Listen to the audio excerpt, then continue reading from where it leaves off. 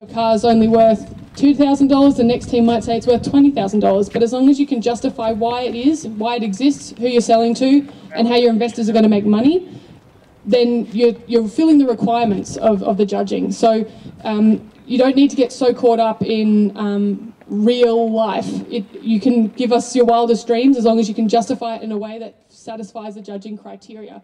So we did get some really, really interesting concepts from some of our teams who did think outside the box, which was really exciting for me because usually it's reasonably consistent. But yeah, I really appreciate teams who came to the table with something really fascinating. And by giving us something interesting and something different and dynamic, I mean, you've already got our attention. So it makes the rest of the job a lot easier. Yeah, I echo obviously all Nat's comments. Just a reminder as well, in regards to the content specifically, and you look at the marking breakdown for business presentation, content is worth 20% of your overall mark. The rest is devoted to your visual aids, your delivery, organisation, and question time. So keep that in the back of your mind. Don't get too hung up on like Nat said, the realism. It needs to be thought through. And it needs to be justified, and then the other part is obviously how you deliver it. And that understanding all those specifics feeds into the question time too, because in question time, it's not just about your confidence in answering questions, it's about knowing your stuff. If you have backup material, whether it's in appendices or in a handbook presented in addition at the start of the presentation, it's about being able to refer exactly to the points that you want to guide the judges to, guide them through their financials, and give the perception that you believe in the material that you've put together, and you're essentially instilling confidence in the potential venture capitalists. Yeah, Michael makes a great point there. Those who really did well, you could tell they'd practiced and they'd really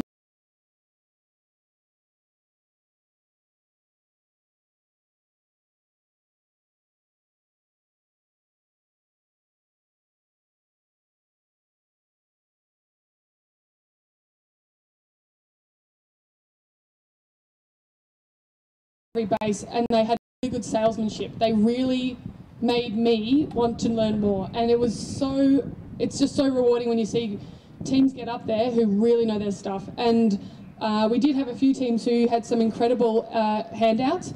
Again, handouts aren't necessarily important, but if you can use them effectively to deliver your presentation, then they add value.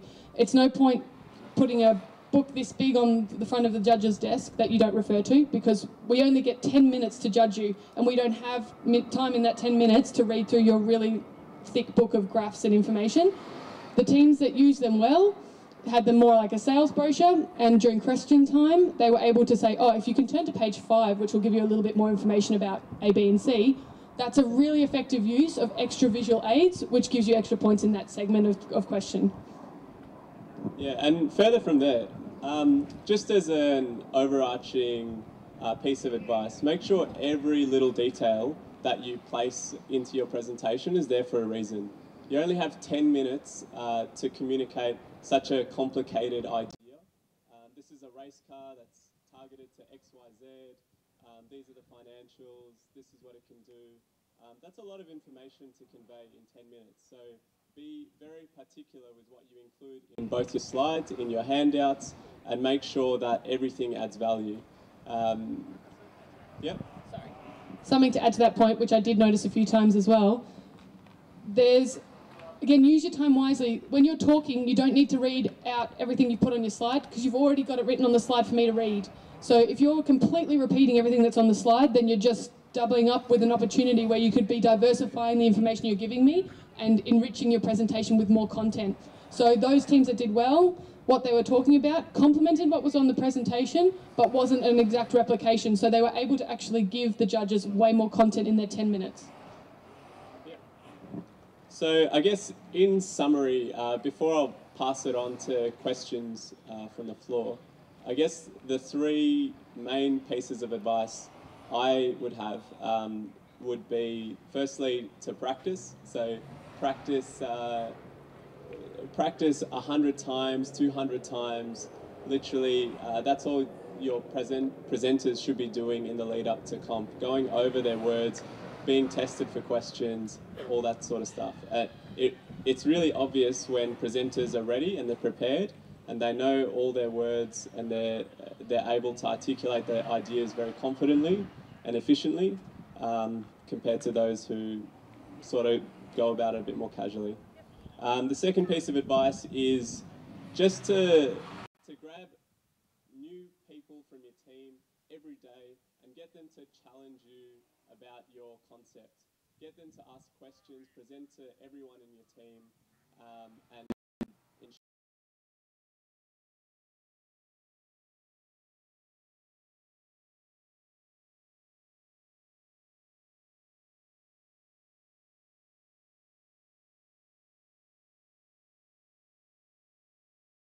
or what are the key risks in your proposal. It's very obvious when teams have thought about that question and they can answer it confidently. Yep. Sorry, I keep jumping in to add. On that topic, we could tell the teams who hadn't really shown their presentation to anyone else because their concept became so insular and they knew what was going on, but it wasn't necessarily clear to the people sitting in the audience. And when we asked questions, they weren't really prepared. So by showing your presentation to as many people as possible and making sure you get a variety of opinions and experiences to critique your presentation makes you so much more ready for that, left ball question that comes to you during judging. Those teams who have really just only had 2 or 3 people in the room for the 3 months where you've been planning it, it's obvious because there's really no one's validated your concept and asked enough questions to make sure you've thought of everything. So that's a really good tip. And the third piece of advice is going back to the point just made before, making sure every little detail is there for a reason. So overall, feedback for future Prezzo people, it's not a 1 or 2 person job. It's a collaborative effort across your whole team. Yes, you'll be driving it, but make sure you're using every single brain you have in your team to continuously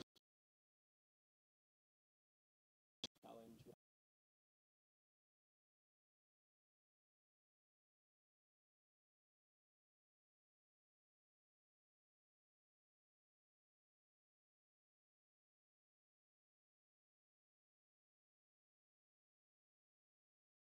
From us, what you need, why you're good value, all of that. It's just, the whole purpose of business presentation is to make me want to part with my money and invest in your dream. So using that first 30 seconds to a minute to really get us excited, that's a really, really great setup, actually. So, know your market, know your car, and know why you're there. Great. I think that's kind of all of our generalised feedback. We're able to run the mic up. Oh, actually, if you want to yell out a question, I'll just repeat it for those who can't hear it, and then hopefully we can answer it for you. So if anyone's got any questions that they want to speak to us about, also Michael and I are here tomorrow, so you're welcome to come and chat to us during lunch break and stuff like that tomorrow if you have anything you'd like to ask us as well. So any questions?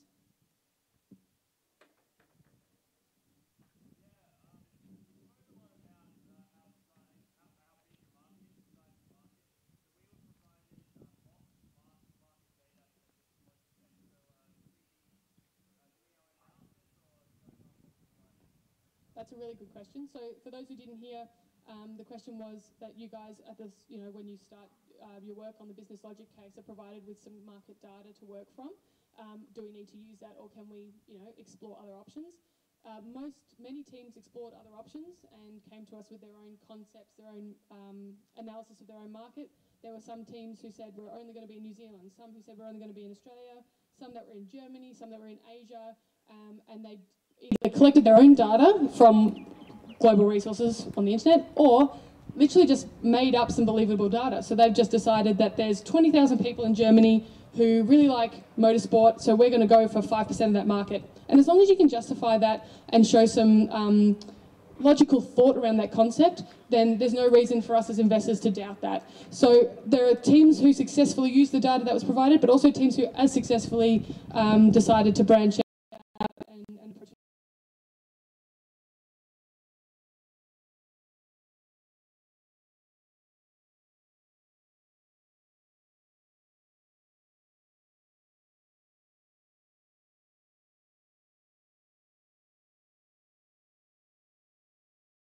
before you enter the room. So make sure that you have that with you when you're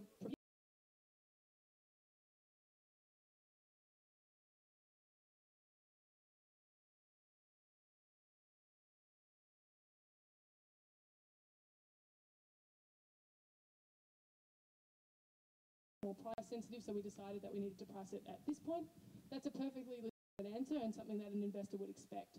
So make sure that you're just aware of what you've submitted in the past, so that way when the judges grill you, you know your information. Well, just quickly, so regarding the data that's provided for business presentation, it's to give a guide on price elasticity for your product. So essentially it avoids the situation where somebody tries to price.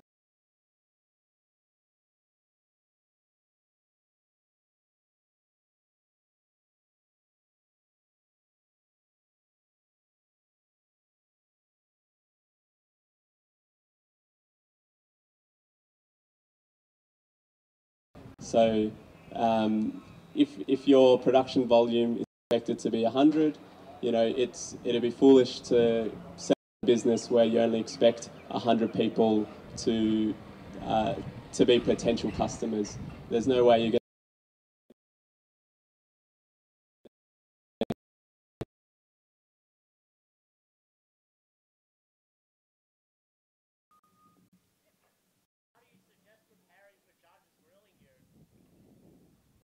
with your team. So get a new person every single day, present to them and ask them to grill you on every little aspect of your presentation. It's all about practice.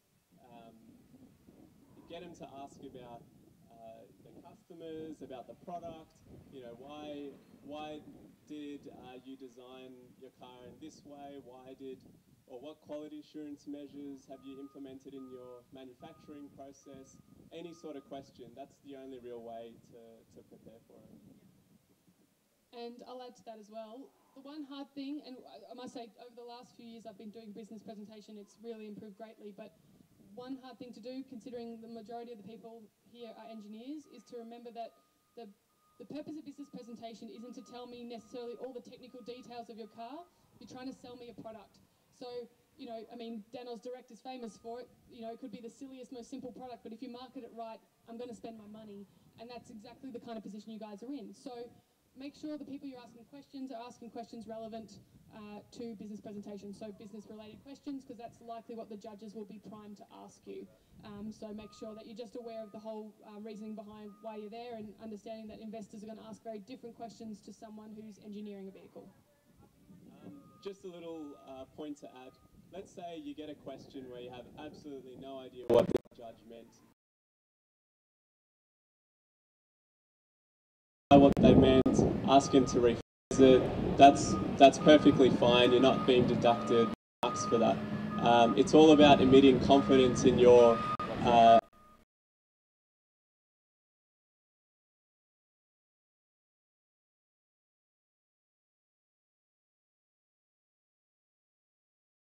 just be honest and say, look, that's a great point. It's a great question about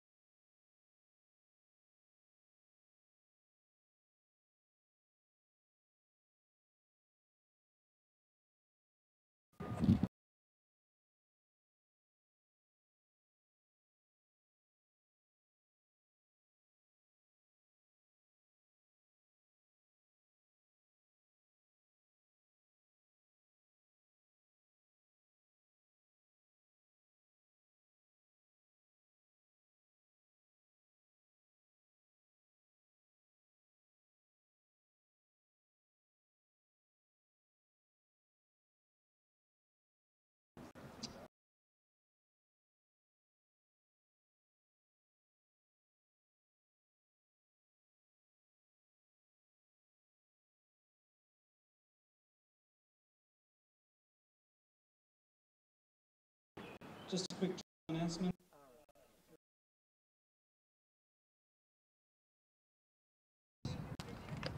Be able to get a couple of still.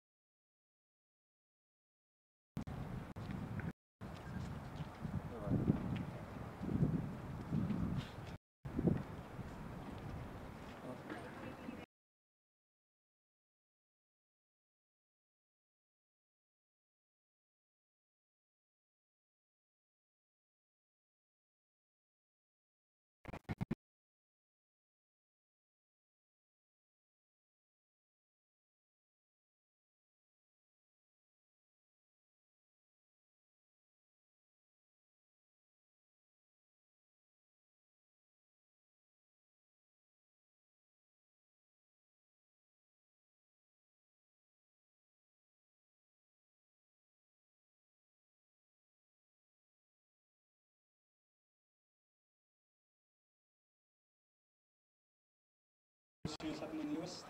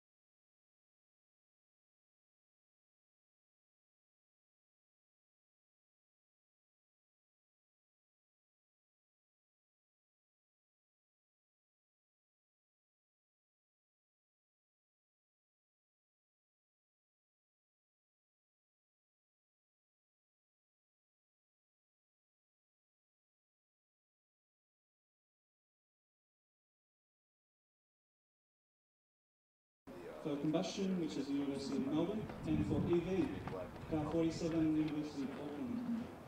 Second place,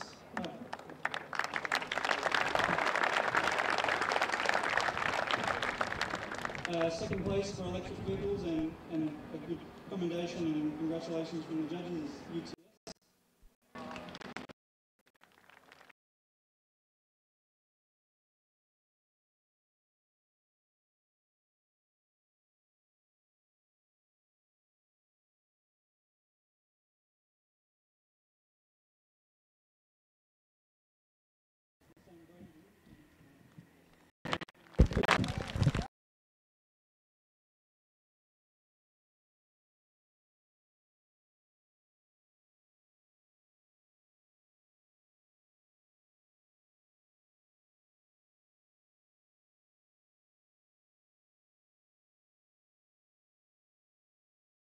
Reach that level and overall improve the quality of the engineers that are coming out of this event.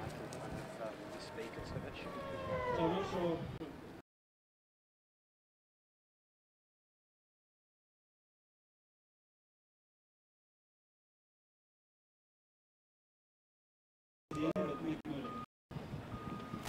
Hello, my name is Richard Wessel. I first year design judging his year. I was in the EQ team from 2012 through to last year.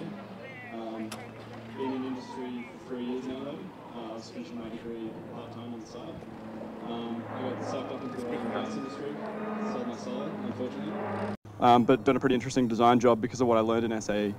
As far as feedback for you guys, the first good point was the teams who looked at their tyres. So every bit of force, every bit of power you guys want to put down, every bit of aerodynamics, everything that your car does is reacted through your tyres, obviously. And there were many teams who did not even understand how their tyres functioned, or any analysis or data or any even general analysis on what the tyre does. So if your team is recycling tyres from previous years, that's cool. I understand that it's expensive process, but you should at least have some general idea of what the tyre is doing. Teams that did that well modeled it extremely well. And then there was a very large gap to the teams who didn't do any at all. The targets that you set for vehicle dynamics, they need to be based upon some sort of compromise. You can't have the lowest CG, you can't have the lowest mass. Lowest mass is 0, lowest CG is 0. That is not possible. The impacts they make on the vehicle may be varied. So lowering mass may not actually improve the vehicle much at all. But you need to understand why lowering mass improves the vehicle, why lowering CG improves the vehicle. The other one that was good was the teams that understood very effectively how to tune their car. So from driver feedback or from data, they would know where to change parameters on the suspension to fix the problems they were having on the track. I don't know how you get a race car performing exceptionally without understanding what parameters you would tune to make adjustments on the track. And the one that's key to that is the tyres and also understanding weight transfer. Now, weight transfer should be less than 1, nearly. And that directly after tyres, that should be the priority. That's about all I have to say. There were some excellent examples of engineering in the teams I spoke to. And I think that there's a lot of room for improvement for the teams that want to do well in design. There's a lot of room for improvement there, and I'm willing to give whatever feedback you desire. Thank you.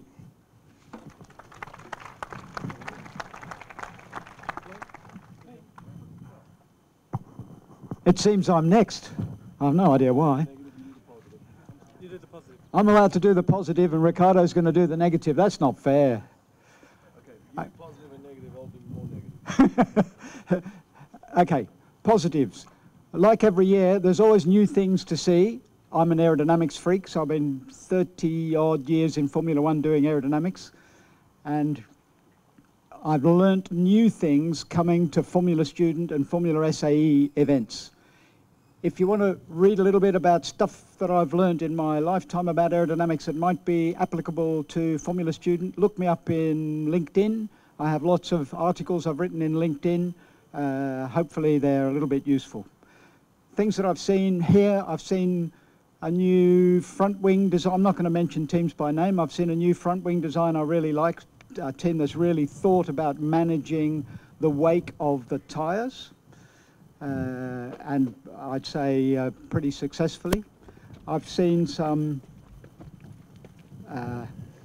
really nice improvements in the finish, the quality of the finish of the cars.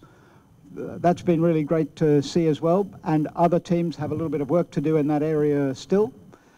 And I'd say general advice what to do if you're starting to think about putting aerodynamics on the car. So my advice as an aerodynamics freak, if you are a relatively young team, you haven't managed yet to finish all the dynamic events, don't bolt great big wings on the car. Don't even think about putting wings on the car. Start maybe with thinking about a floor, but get your team through the dynamic events first, because that's where the most of the points are.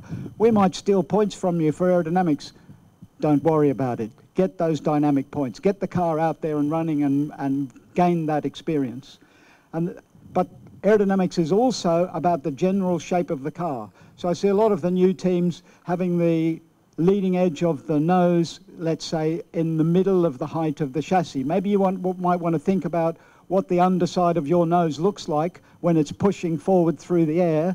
Maybe you take the tip of the nose and drop it a little bit below that point. As low as you can, perhaps, with the radius rule might be a good place to start. And get your cooling reasonably well under control early on. That's also aerodynamics. So if you have a side pod, seal your radiator to the side pod. If you have a side pod, don't make it the size of a jet engine intake. Maybe you might want to think about what speed the air is going to go through the radiator and try and think about where you're going to have most energy in the air to get good cooling, and slow that air down so it goes through the radiator properly. Teams starting to be a bit more advanced in doing CFD work, think about producing standard post-processing. So a number of teams are testing straight line. That allows you to do your analysis with less, either the same number of cells but more resolution in your grid, or less cells and get more cases done. But if you are able to do a lot of runs, let's say a lot of runs per week with your CFD work, I'd be expecting you to do your work in yaw. I work in Formula 1, we don't have as dramatic a restriction on resources as you guys have, but Formula 1 teams are limited on crunch power, but I still never do straight line cases. I only do yaw. I might sometimes go down to half a degree of yaw, and most of my cases I do. If I do a private setup job, I'll be doing most of my cases at 10 degrees of yaw, and that's about the limit that I see on the racetrack with wind. But that means that I'm trying to develop a car that is aerodynamically more stable. The other thing I'd think about if you're getting more advanced is think about your side forces. How are they acting?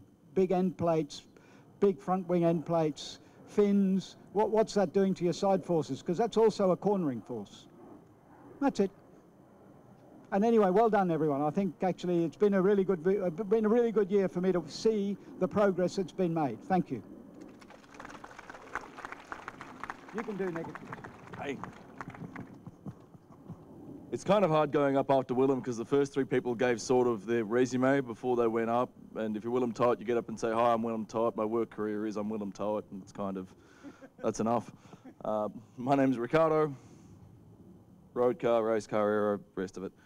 Look, I've been judging a few of you for a while. This was a really interesting year. We didn't have that many final year students represented among the aero effort, I think it's fair to say.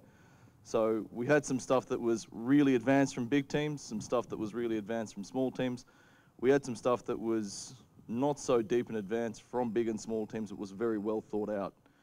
And that made for some really pleasant surprises throughout the event. So we saw some absolute genius. We saw some groveling genius. Is anyone from Auckland here? Anyone? Hands up. We wanted to crush you people. We really did when we saw your side pods. Complete lack of side pods. Complete lack of aero from last year, but you know what? They had the explanations, they had the first principles, they had everything. They could talk us through it, and we tried to kill them in question time, and we really couldn't. So, look, let's start there as a theme. I want you all to remember that when you speak to us, we might sound like we're trying to kill you, but our actual mission is to, in those 20 minutes we've got, get the best mark we can get you. You're trying to represent a year's worth of very abstract work in 20 minutes. So the first thing you need to do is take a damn breath. If you start off saying, when we say, tell us about your aero, aerodynamics is the study of a vehicle going through, whoa, stop, we know that, we've done this before, right? We have teams that waffle 10 minutes, and it's, it can be compressed in this. We redesigned our front end, it didn't work out like we thought it would. The intent was to drop drag, our targets were this, we got here. And we move on, all right? This should be a prep for a job interview. If we do our job right, you can repeat what you've done in your design review, you can go on, you can move forwards, life's great. On that, the second thing, the stuff that really grates us, like, nails on a fucking chalkboard, get your basics right. There are so many teams out there that don't know much. What is the rough drag of a Formula SAE car with no wings? Someone yell something out. Anyone? 6. Huh? 0.3, 0.6. What's a drag of a saloon with a roof on it? Like a basic little Hyundai. About 0.3.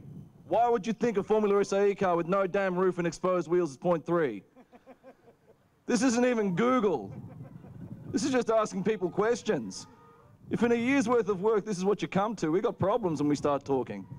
We really do, right? UTS came from nowhere with not even an aero student, not even a final year student. His name was Rad, which is novel, but aside from that, the guy started with a lit review.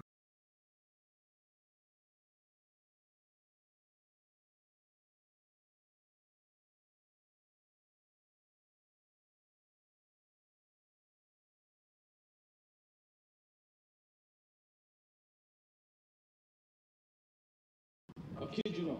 There were some great front end plates. Monash has a front end plate to die for. Melbourne has a cooling solution that's awesome, but they don't know how it works. There's some general genius out there, right? But the single best thing we saw was just pure and adulterated thought of one person going and checking the internet and applying the grey matter between his ears. That's what makes you great engineers. Not mega CFD, not anything else. It's how you start and how you move on. All right? So get that right. Know your cooling loads. There is no way in hell, I won't name the team, the cooling load of an electric car is 100 kilowatts. Nor can you dissipate it through a radiator this big. We had one team claim negative drag, an electric team. The regen must be off the charts, all right? Get your basics right. We are going to drill you every damn year. What's the drag of your car? What do you think the drag should be? What are your cooling loads? How much lift should you have? Where's your COP? How does it migrate? Not it doesn't migrate. And by the way, the answer for COP is not where our COG is. One moves around the other, you get dynamics, you don't like it, it moves on. But just get the damn basics right. From the basics, you can tell a story. And most of this stuff, even if you start from scratch, there's a month on Google and a little bit of research. From there, you can do really, really, really well. All right? I want to say most of the CFD we saw this year was not so good. All right? Monash.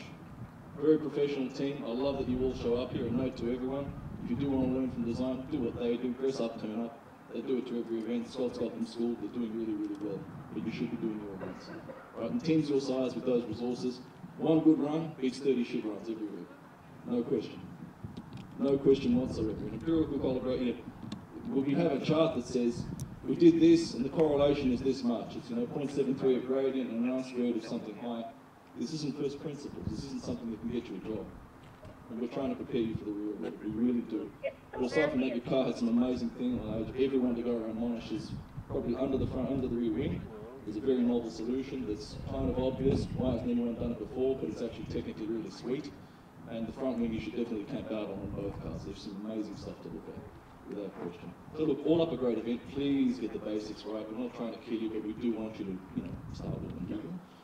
And to end there, I'm going to pass you over to James Slaughter. James is a bit interesting. James was part of Wollongong last year. He's come back as a judge. He didn't judge Wollongong, so don't worry. But his perspectives are having stepped out of it for a year, done a master's, most of a master's, under Sammy Glasnos, so he's now got time to think and reflect. And he'll pass on to you what his thinking and reflections are like.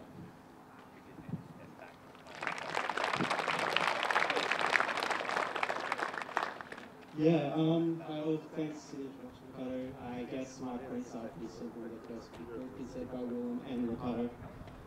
What I would say is, firstly, you need to start with the review.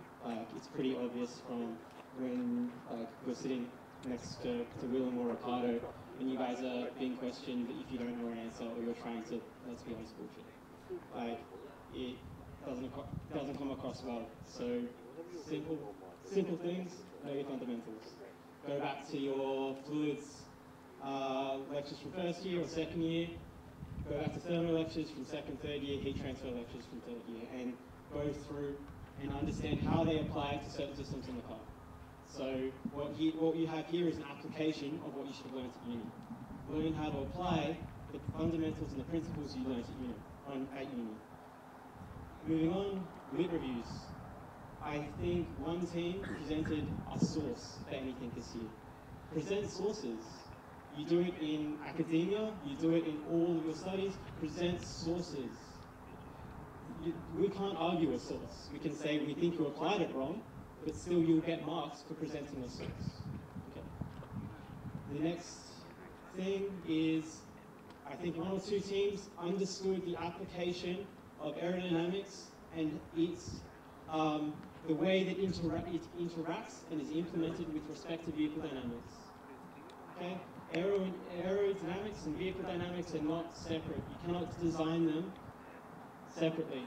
You need, as an aerodynamicist, you need to have a full understanding or a very solid understanding of the implications of vehicle dynamics. So that includes slip angle, that includes roll pitch. No team came to us and said, okay, we had simulations done in yaw, but also in roll and pitch, with slip angle on the tyres. That's kind of something that needs to be done, especially if you have the resources to do it. Other than that, I think that's about all for me. Luke?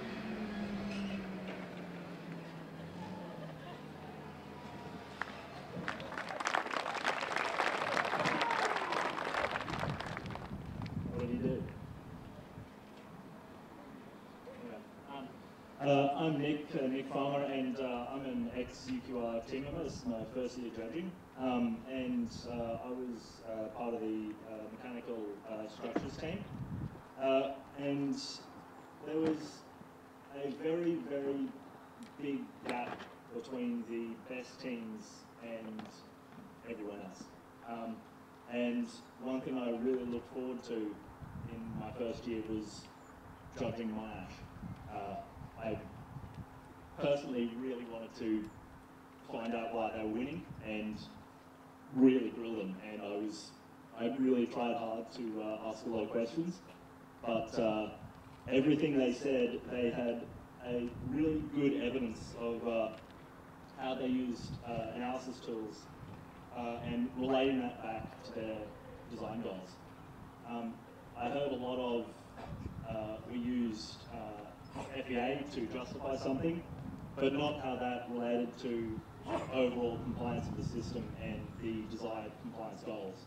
So that was something that a few very good teams had, and everything was summarized and everything was total to give their desired value. And if it wasn't their desired value, they had a good reason for where the problem was. The second point was torsion stiffness.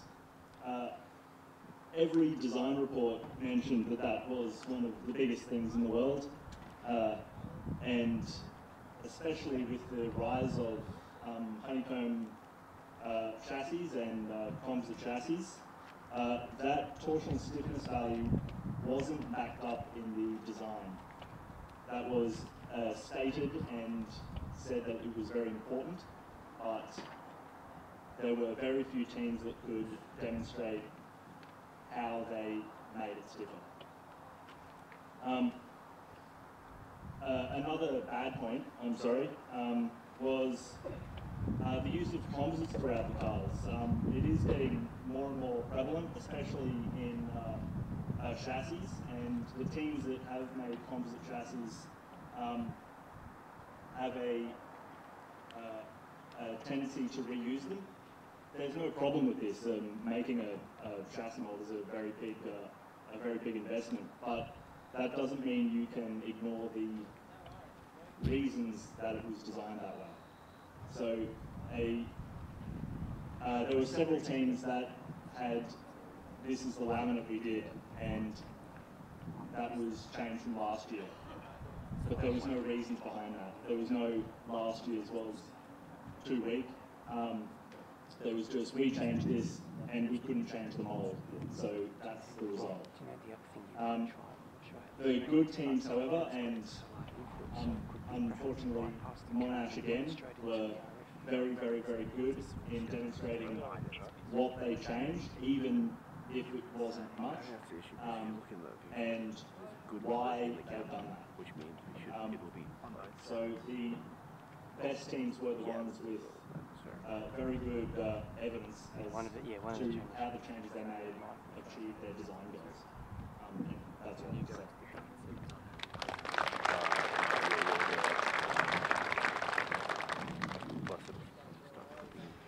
Hey guys, my name is was judging the electronics and data acquisition for the main one this year. One of the biggest problems I saw was with the low voltage battery. It seems like quite a small thing. A lot of teams just bought one, or they had one, and they just continued to use it without any real justification as to why it was the size it was, or the chemistry it was. Looking good. It's a bit of a shame to hear a lot of design justification of that's what we used last year and it should work. Especially with the teams that went from petrol to EV, there was quite a few of those. Within like the wiring, some teams went with concentric twisting, some of the more elegant implementations of a wiring loom. A lot of other teams just had a bit of a rat's nest. At the end of the day, it's not going to work, but it is nice to sort of see that effort put in to have a little bit more robust. Is it not clipping on the pack at all? Does it look happy? Connectors. A lot of the teams did go with standardized connectors throughout the car, which is really good to see. Some teams had probably about 10 different types. So, again, while it will work, it isn't an elegant solution that we like to see. When it comes to backing up a lot of the designs with data acquisition, I think there was only 1 or 2 teams that really had an explanation as to even how they did it, let alone actually some evidence to prove it. So it'll be good to see in future years, a poster, some booklets, some graphs, something to sort of show, hey, this was our initial design. We then have this amazingly awesome data acquisition system, and this is how we used it to validate the design, and even with driver training. A lot of teams alluded to driver training and alluded to, we've got steering sensors and like pedal sensors, stuff like that, and we used it, but there wasn't really anything to show that it was actually beneficial. So it would be nice to see, this is how our driver was driving the first time. After a few iterations and some feedback, this is the improvement in lap time. So something as simple as that. They were really the big ones that I noticed. Many teams are using this off-the-shelf solutions. Most teams are going with Vertex, which is totally fine. Again, not everyone was able to justify that. We have been lying around, we're using it. Is it actually good for your purposes? And it probably is. But again, it'd be good to see the justification. It was nice to see that there were quite a few custom solutions. It's not to say that it's necessary, but it is really cool to see some of these teams going through a little bit more about electrical expertise, albeit simple, elegant, and interesting design.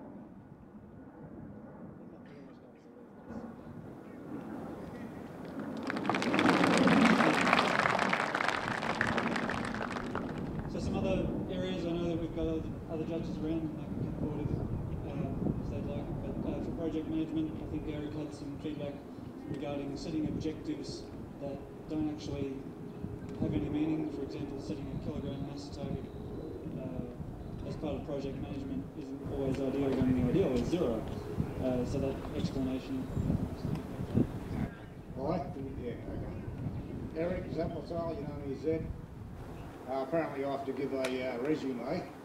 So my work history is that I've aimed to do as little as possible. Unfortunately, I'm not very good at it. And so I've had to spend the last 2 or 3 days before this competition reading dozens and dozens of pages of design report, mostly gibberish. Sorry, people. So CIM, Concept Integration and Management. I won't go on about concept because it'll take forever. So I'll just go straight into project management. Luke wanted me to give 3 good points, 1 bad point. I'll give you 1 good point.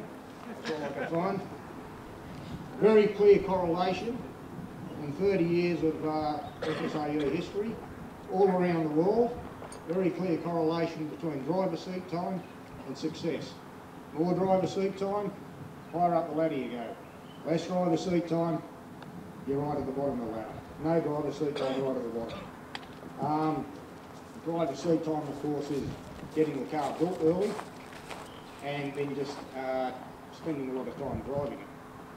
Now, some people say that this competition is all about learning and they don't want to learn how to just drive a car and so on. The fact is, if you design a car that doesn't run, you haven't learned anything. You've learned how to be a failure. Okay, how to design this wonderful bracket. Okay, beautiful billet machine bracket, but it doesn't work. Okay, and even if your bracket didn't fail, somebody else's bracket failed, you don't get to find out if your bracket actually was good enough. Okay, the only way you're going to find out if your piece was good enough is if a car gets lots and lots of testing. Okay, driver seat time, you have to get that. You also learn stuff that's very boring, you know, like loading a car onto a trailer, unloading the car off the trailer at the test track, loading it back on again. But you're never going to learn that in the rest of your work careers, because 10 years time you might be in management somewhere. You're not going to be learning those nuts and bolts things. This is when you learn them. When you learn them, you never forget them. What else have I got? So success comes from getting the car built early. You learn more by getting the car built early. Of course, you also learn about vehicle dynamics, setting up cars, all those sorts of things. Somebody mentioned something about they didn't want to learn how to unbolt the wheel and bolt the wheel back on. Well, that's a very, very valuable skill to learn how to tighten up bolts properly so they don't come off. You won't learn that in 10 years' time when you're sitting in an office somewhere. So the practical stuff that you learn here, and you will learn more of if you spend more time actually with a car that works, is very valuable later on. Now, the bad news. Again, very strong. This is well known for 30 years of optimise your mass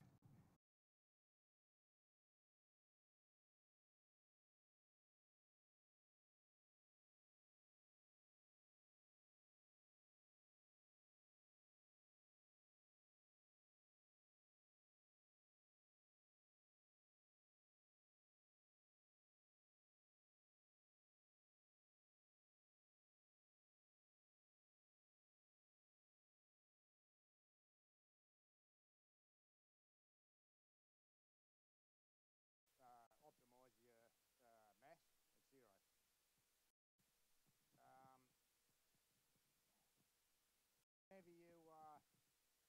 Whenever you have these decisions, you know, how low a mass are we going to go? There's a huge benefit. The lower our mass, the higher the horsepower, the higher the power to weight ratio. We'll be optimising that power to weight ratio.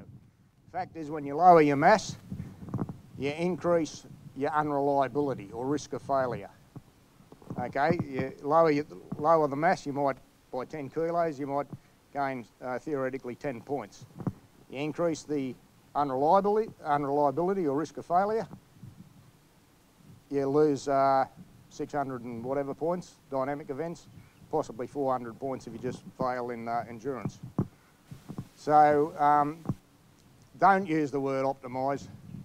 It's stupid. Don't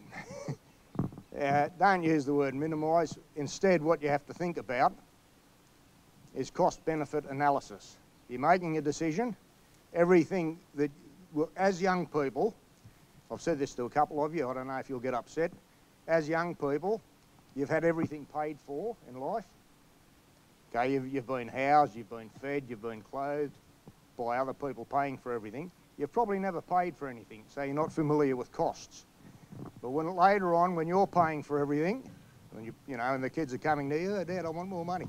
You know, I need $20. And you start folding out the $20 and they're going, well, that's not going to do, you know, and you've got to start giving them more. But you realise that everything costs money. You're thinking about benefits now, but think about, you've got to spend more time thinking about the cost of lowering the mass. Okay, think about benefits, is you never get an infinite benefit where you know, shoot through the ceiling. You might get a benefit of so much, so many points. The thing about costs is they're very often infinite costs in that you lose, you got zero. In the real world, sometimes the cost is that you die. Okay, motorbike riding's great fun, great benefit, a lot of fun. It comes with an occasional cost that you kill yourself. Okay? Spend more time thinking about the costs of your decisions. Everything is a cost benefit, everything's a to and fro. If you're going to maximise something, maximise the points that you score. Keep in mind that that's going to have a cost. that it's going to be a little bit boring. You won't be able to do cool stuff. Okay, you're going to have to load trailers, unload trailers, put wheels on, take wheels off. Might be boring, but maximum points is what you can try to optimise and maximise, and you will learn a heck of a lot more doing that. Okay, so getting back to the first one, more seat time. That'll do. Thank you. So these were some of the key areas where we had a large discrepancy between the top teams and everyone. Sometimes it was everyone else. Overall, the scores were we had the top team quite a large gap to the second team, a medium gap, and then a very large group of teams and a tail that went on a little bit. So what you heard earlier was unofficial results. They'll be posted after the completion of this cost event presentation as well. So you'll hear more about that later. We wanted to open up to question and answers, and unless any of the other judges around had something important to ask. But basically where we want to go from here is obviously bring everyone up so everyone's competing quite equally high in points, which means that we're actually achieving our targets of producing good engineers to go out into industry, which is what we're all here for. So on that, over to the floor. Questions?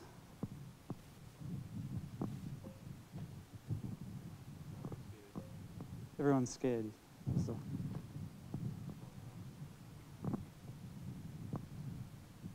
No? Over here. Yeah.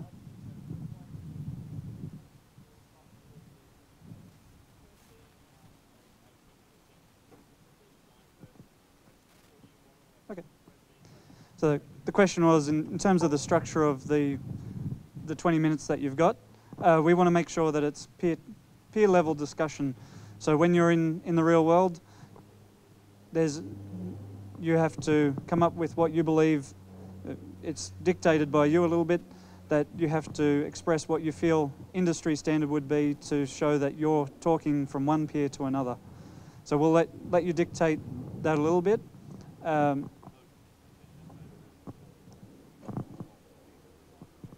yeah. The judges have read your design reports and design videos before, so we obviously don't want to consume 20 minutes repeating things that we've already learnt, and I think that was the same with cost. You're wanting to make the most efficient use. The design report should be leading the judges to think about what you've said and generate questions that they come and ask you proactively at the event. So then on the day you're having a flowing discussion about the system, whichever system, it doesn't really matter, but you've intrigued the judges with your design reports, which reminds me as well that the design report submissions were also quite spread in terms of their score, and a lot of it was quite simple, that the rules weren't followed in terms of the number of pages, the number of drawings, the number of images, the design video content and formatting. So there's little details there that just like you'll be picked up on scrutineering, you won't see it so visually in your score, but it's part of the score that we've gone through. So do make sure that you've followed the letter of the law for the rules. Okay.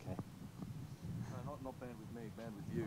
Just on the videos, look, we do watch them. We have to. It's, you know, Willem particularly takes notes before he even gets here, and then circulates them to the other judges in case we weren't on our game.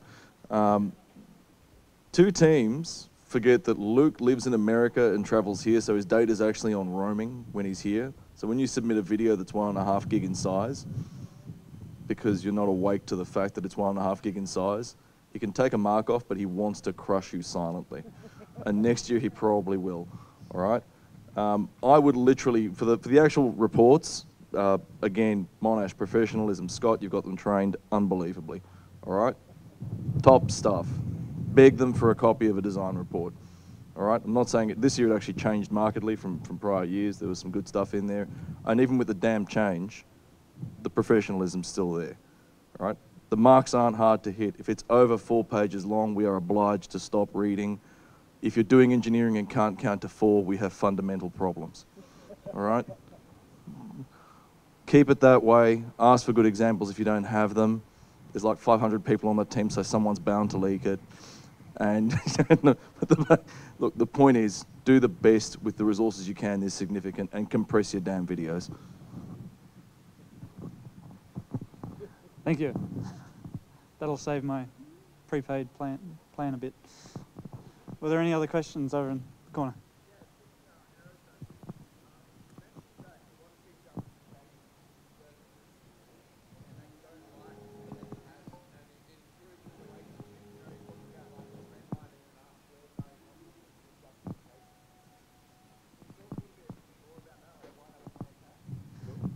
Not using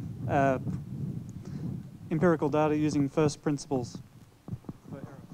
For starters, the R-squared value is a freebie. You guys didn't even have that, all right? So a line without correlation is like you've failed your 10 math. In general, I'll give you the short answer. Willem, if two students walk up to you at Sauber and one said, I use straight line to justify your, and you say why, student A says, look at this line. It's roughly straight. Student B says, here are the flow structures, right? And this is why I think one holds. Which one do you hire? That counts out all of you. End of story. I would add to that first principles is when we're asking most of your questions, you need to answer from a first principles basis. But that particular case was not so. You need to consider what the impact of your was on flow structures, not the fact that we're justifying this with this graph that literally is meaningless. Okay, do you kind of understand what we're saying? Because if we look at it's case by case basis. So that graph will change with cases. It's not general. I want to press that point a little bit more because it sounded a bit harsh, so I'm going to make it a bit worse. When you get up and you say, we do 30 runs a week, and imagine you're Monash Motorsports. People want to go to Monash to be in your team because it's an awesome program. And some of the work you do aerodynamically is genuinely next level.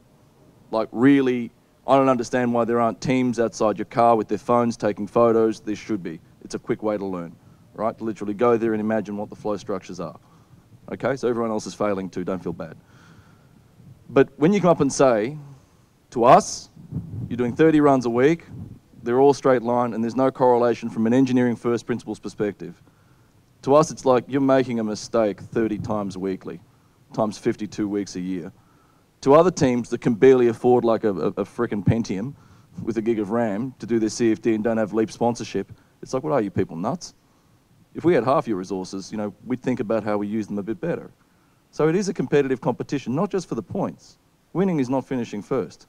Finishing is what you learn and take beyond you with the competition. We want you to take the best, all right? And it might sound harsh. We want the best from Monash because you're one of the best teams going, and you know, it's regarded internationally. And if we don't do due diligence on you students, you represent Australia going forwards. And particularly in fluids, hand on heart, there's a running joke in F1, every team has Imperial College graduates and Australians. This country is a powerhouse of good fluids. We want you to continue that tradition, seriously. Will? Here. Very efficient. That's Ricardo's best effort at positive, constructive feedback. It's positive banter. Hopefully everyone understands that. There will be more feedback coming. The judges took as many notes as they could yesterday, and we're compiling that still. There's a lot of notes. We'll be putting that on the Dropbox site for each of the teams.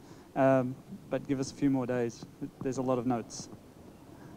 Unfortunately, we had some volunteers unavailable to scribe. Yes?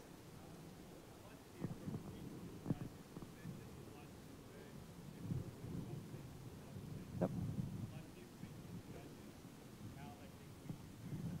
Okay, so the question is, we obviously want to converge everyone to be at the top so that we're producing the best engineers going in. So I'm going to pass it down the line. How do we converge the quality of each student area?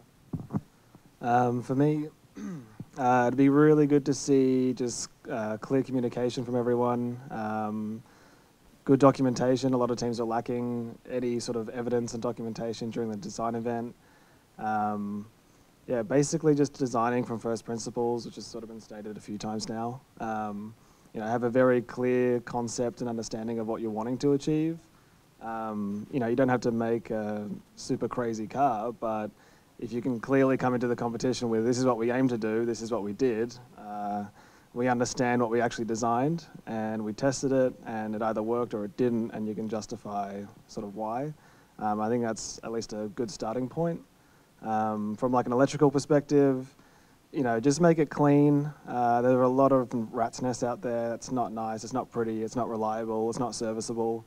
That seems to be a pretty common sort of goal for most teams. And data, a lot of teams are lacking data. I don't know how you can even try and design a race car without any data. So to me, that's really important. You don't need a crazy DAC, but you know, you do need data to make data-driven decisions.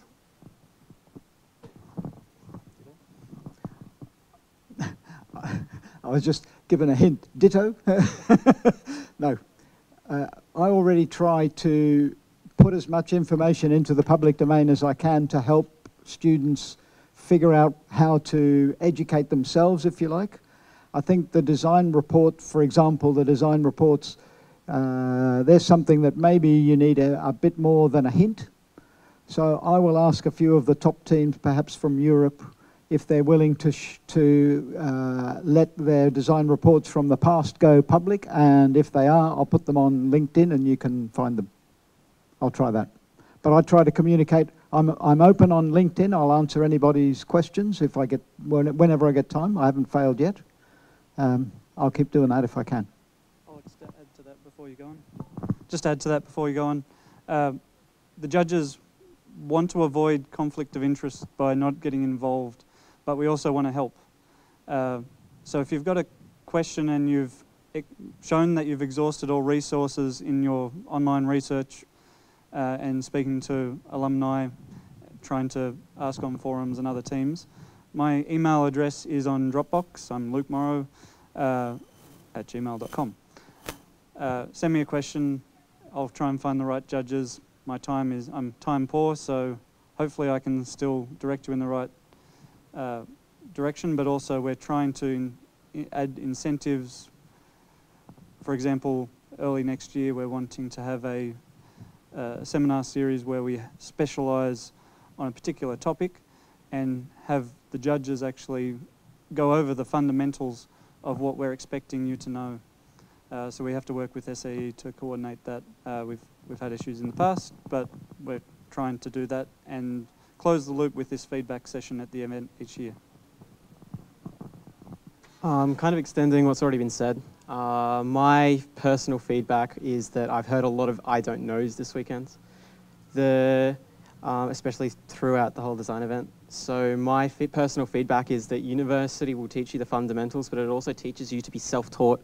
You need to go out beyond the classroom and do the readings yourself. It doesn't matter if you're a first year, second year, learn how to do readings, learn how to use online databases to find aerodynamic sources or vehicle dynamic sources or electronic sources. Learn to differentiate and think critically about the readings that you're doing. Has this been done in correct conditions? How can this be applied to our car? You need to be able to do the readings yourself. As an engineer, you should be a bookworm. You should be constantly reading journals and textbooks and whatever to increase your body of knowledge and the team's. And so from that, once you've got the knowledge, document it and then pass it on. I'll put that question in the perspective of when I first started designing suspension. I went and looked out and what was around and out there, and I thought the only thing the judges were going to care about was roll center, height, swing arm length, and ride rate. And I wanted to know that they were perfect, and my roll center was just locked in beautifully. And at the end of the day, they do not matter in the amount of focus and time that is spent on a parameter that is so unimportant in the grand scheme of the vehicle is what I came to realize in future years.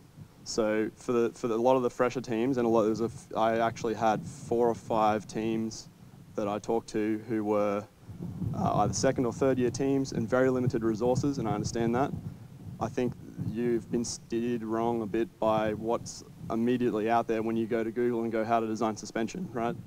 The tire is the first thing. Understand the tire, right?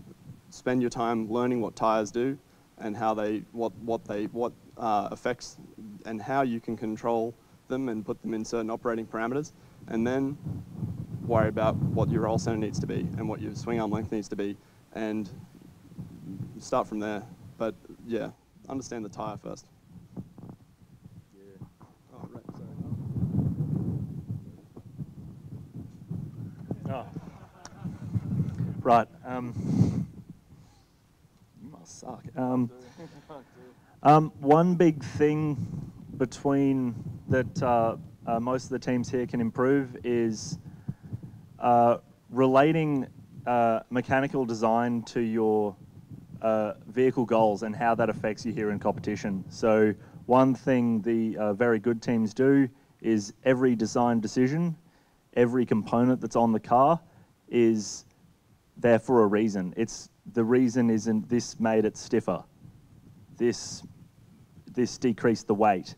It was this decreased the weight in this area because that achieved a certain design goal which was aimed to be improved this year. So that is probably the biggest difference in structures, is how a specific component design affects, well, to give an example, how the stiffness of an upright affects the global compliance of the suspension system, not just the FEA analysis of a single component. So that's how I would say the difference can be minimized, is evidence and bringing the whole car together, not just analyzing one little part and saying that it's better. Sorry. It's all right, man. Relax. It's good. Luke's sleeping at my place tonight. Couch is hard. Look, the first thing I want to tell you is there's sympathy, all right? It's hard to look over to some of the bigger teams, see a team in uniforms and think, how do we catch up? The judges are always working on initiatives and the event organisers to try and level the playing field. Some work out, some don't, you know, but we're always trying. The obverse of that is this is the first year that teams are actually marked on resource availability and use of those resources. So I want you to appreciate the gravity of this statement. Some teams are very heavily resourced. They still won. Okay, so it's about using the resources you have. We really do come from that perspective. It comes back to what was said earlier. We want to get you the best marks you can in the 20 minutes you've got to reflect the year that you had, in all seriousness. We've talked a bit about lit review, all right? So hands up who would work in Formula 1 if they were offered a job here. It's pretty much everyone but the people on their phones who suck. Now, aside from that, Willem will not be employing people on phones.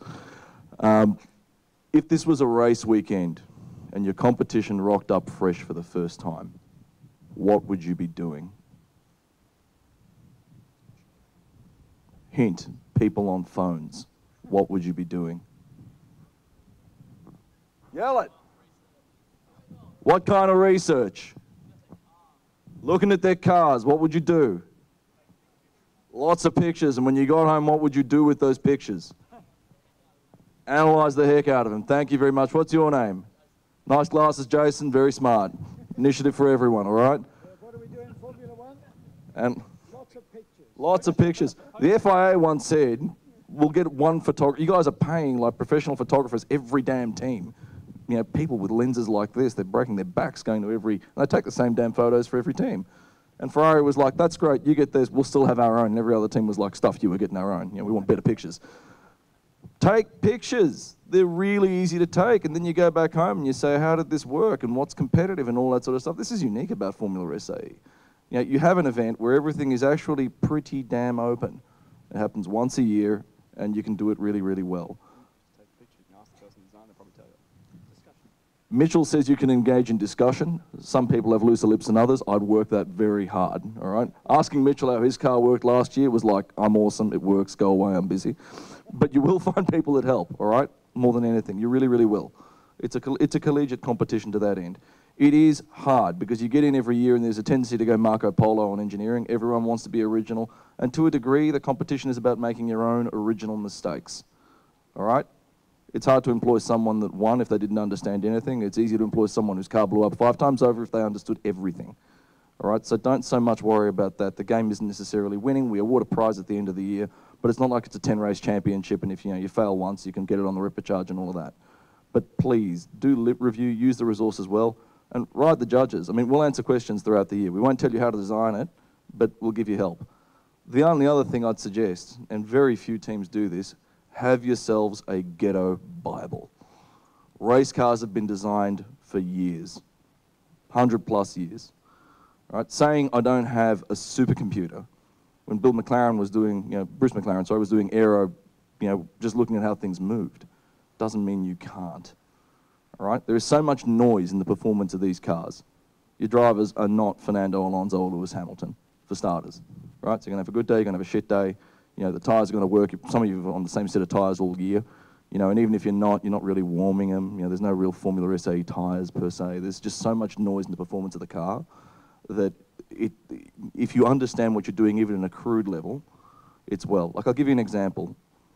I reckon Monash's pressure sensing kit they put together this year, every team should copy. If you have an electrical engineer, get it running. It's not hard. The judges have been banging on about this every damn year.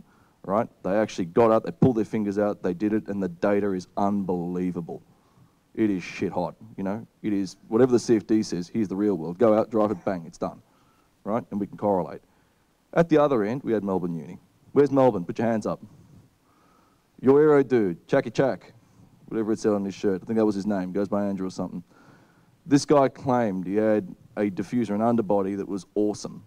My load is like 4 times the actual weight of this thing, and when I go in yaw, I still get 90%. We were like, that's mad, dude, that's awesome. Did you validate it? And he's like, no, I didn't get data. We said, really, why? Did you do any testing? Yeah, we did 200 Ks. How in 200 kilometers did you not work out what this diffuser does? Well, we don't have pressure sensors. And the answer came back in the form of, buddy, go out to Bunnings, buy a length of clear hose, get a cup of water, pour it into it, jump in the car, glue the damn thing to your visor so you can see it as you go, and go around a corner. Come back and tell me where it moves, right? It's ghetto, but it works. It's first principles. Unless gravity's changing where you're at, it's going to hold pretty well. Specific gravity of water is fairly well known. You could mark it off with levels if you want. There's a ghetto solution to everything. Start a ghetto Bible. You want to do it with other teams, start it on a forum and share a ghetto Bible. But there is a way through everything, and the noise in this competition is so good that even a ghetto solution is going to get you a good result 99% of the time.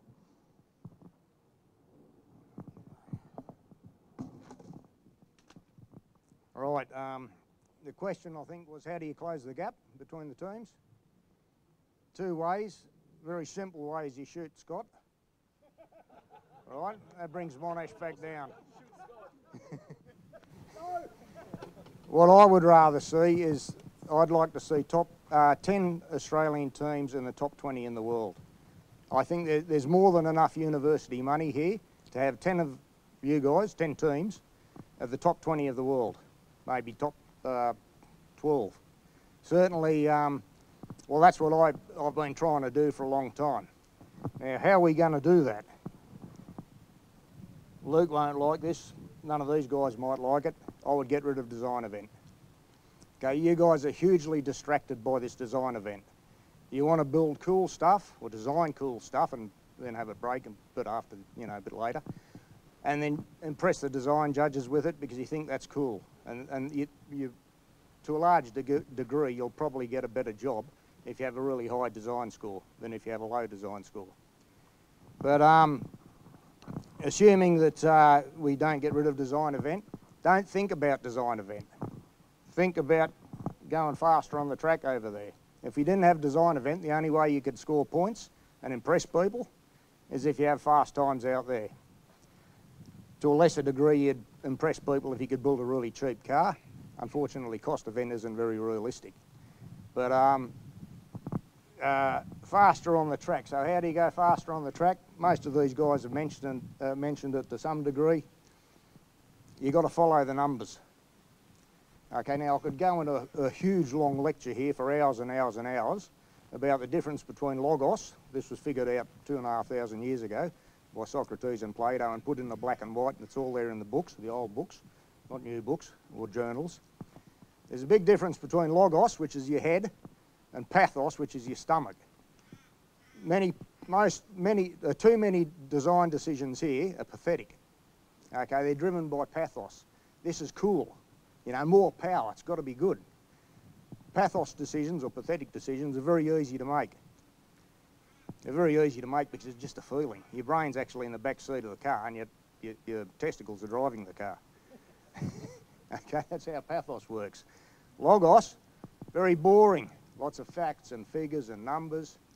And just to keep this as brief as I can, it was well explained 2,500 years ago that most logos thinking, 9 out of 10 times if you want to put a number on it, ends in a thing called aporia, which is dead end, no passage.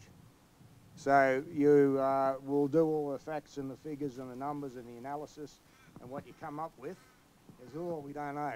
We're not getting a really clear idea of what we're going to do to win here, you know, whether we go this way or that way. So you've got to back up, come at the problem from a different angle. You'll probably have to come at the problem 10 times before you get a good answer. So logos is, you know, it's boring, and that's why I'm sure in most of your design meetings, there's somebody who's the nerdy type maybe. He's saying, oh, facts, figures, numbers, blah, blah, blah, and somebody says, oh, shut up, you know, we just need a turbo. That'll fix things, okay? A very good quote from Jeff Pearson. Okay, when Jeff Pearson was with RMIT winning competitions overseas, they were experimenting with turbos. They found that the optimum length of the exhaust manifold was when the car and the engine were in Britain and the turbo was in the rubbish bin in Melbourne. Nice long distance, okay, and that's when the car went really well. but try to recognise when you're making pathos decisions. They're not even decisions, they're just feelings. But they're very powerful. All advertising is pathos, okay, and that's how it works, because it's not boring facts and figures. I'll leave it at that, I think. Yeah, follow the numbers. All opinions are expressed our own and not of the SAE. And on that bombshell, good night.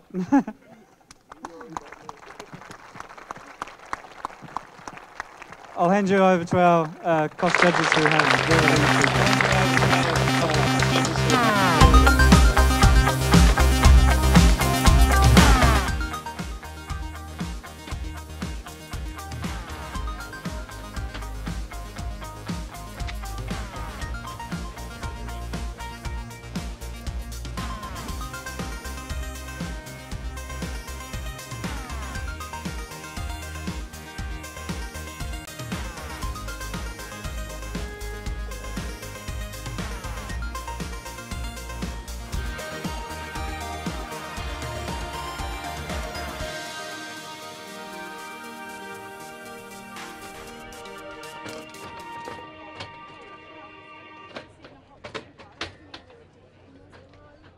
This live coverage of the 2017 Formula SAE Australasia Championship is proudly brought to you with the support of RMIT University.